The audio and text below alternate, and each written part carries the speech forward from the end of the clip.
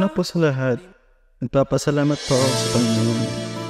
Kasi po, hinihiyaan niya po ako ang babaeng mamahalin ko habang buhay.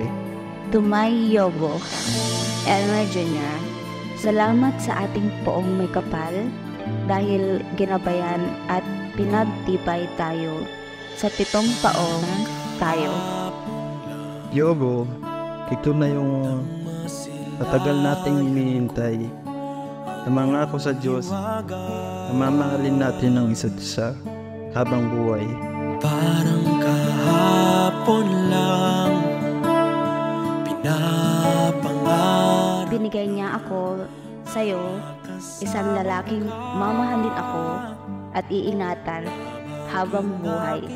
In the image of God, He created him, male and female. He created them.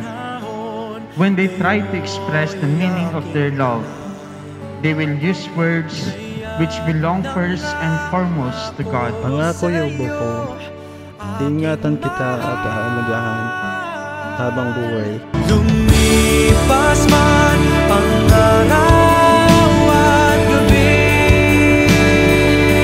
Lahat ngayon ay parang panaginip pa rin. Pero ito na, nandito na tayo at suportado na ng lahat. We share the joy of a couple in their love for each other, and we share their hopes as they take a step on the road of life together.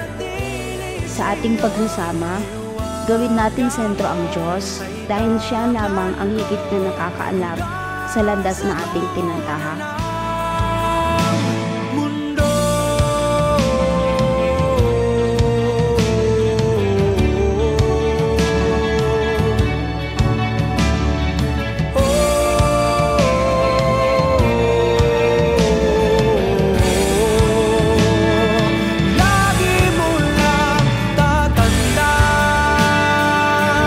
Salamat sa pagtitiwala sa akin, Yobo ko. Lagi lang ako nandito para sa iyo. Mamahalin ka habang buhay. The love of husband and wife is the first image of God, what we can find in the Bible. At ngayon, nakaharap sa Kanya upang magpangako at tanggapin ang sacrament of marriage. Pasensya ka na, ganon lang kita